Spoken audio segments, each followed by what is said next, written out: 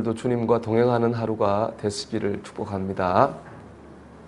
오늘 말씀 보면 예수님께서 가버나움이라는 도시에 들어가셨는데 한 백부장이 예수님께로 왔습니다. 그리고 중풍병으로 고생하는 자신의 하인을 고쳐주시기를 간구했습니다.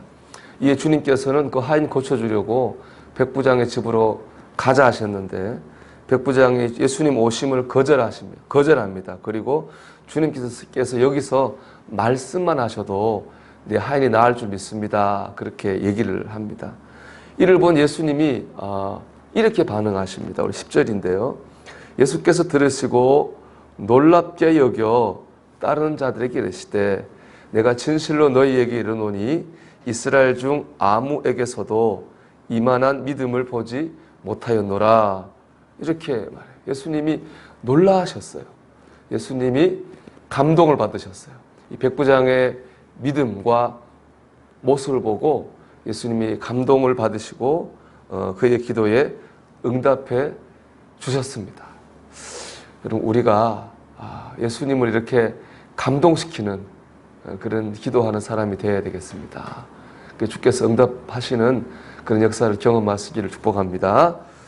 그러면 주님께서는 백부장이 어떤 모습을 보고 감동을 받으셨냐 하는 것입니다. 첫째는 백부장의 인격을 보고 감동받으셨어요. 백부장이 예수님께 와서 자기 일을 고쳐달라고 기도한 게 아니에요. 자기의 하인을 고쳐달라고 기도했어요.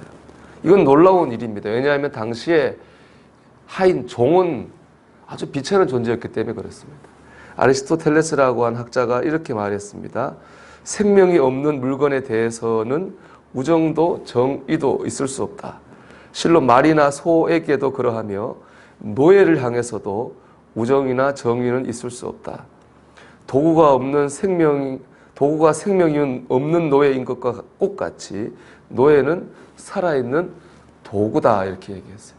우리가 낫이나 홈이나 삽처럼 그냥 노예는 살아있는 그런 도구에 불과하다는 거예요. 그런데 지금 하인이 병들었잖아요. 고장난 도구는 쓸모가 없잖아요. 지금 하인 딱 그런 아무 쓸모없는 도구에 불과한 사람이 하인인데 백부장이 그 하인을 위해서 기도했어요. 그냥 기도한 것도 아니죠. 간구했다 이렇게 말씀하는 것 보면 간절히 기도했다는 겁니다. 참 백부장이 얼마나 훌륭한 인품을 가졌는가 하는 것을 알 수가 있어요. 주님께서는 그 백부장의 인품을 보고 감동하신 거죠. 여러분은 누구를 위해 기도하고 있습니까? 내 몸과 내 가정과 내 자녀와 내 사업장과 직장, 우리가 늘 기도하는 제목이죠. 근데 그런 기도만으로는 주님을 감동시키기 어렵다고 하는 게 느껴집니다. 여러분의 기도가 필요한 사람이 누구라고 여러분 생각하십니까? 여러분 그 사람을 위해서 기도하고 있습니까?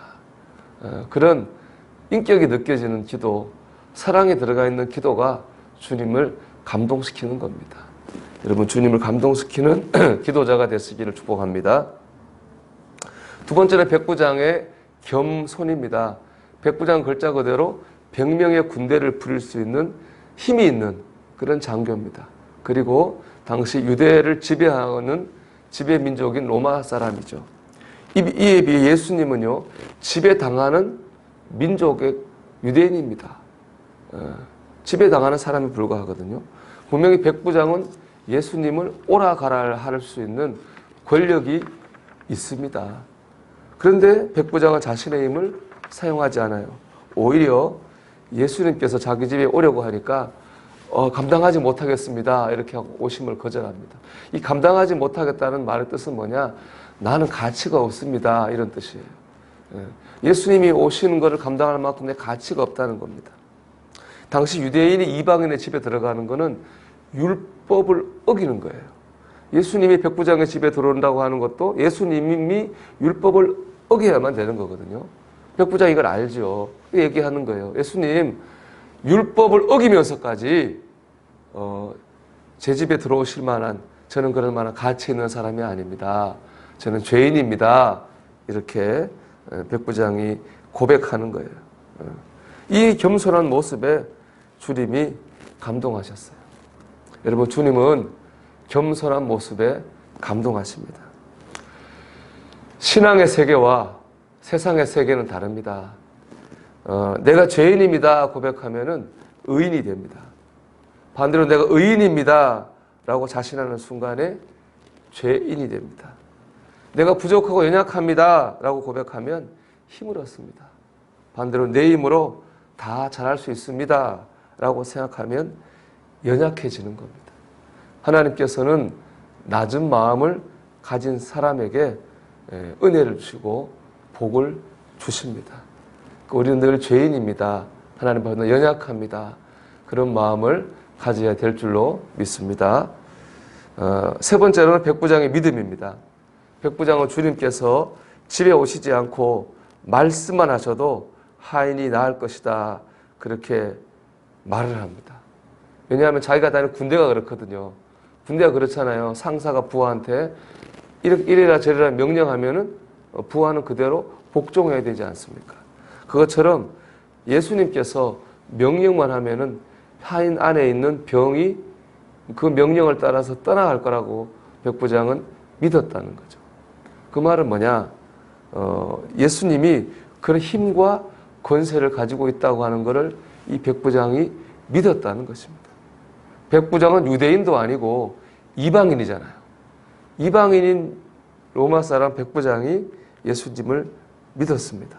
그러니까 주님이 야, 유대인에게도 이런 믿음이 없었는데 하고 놀라고 감동하신 겁니다.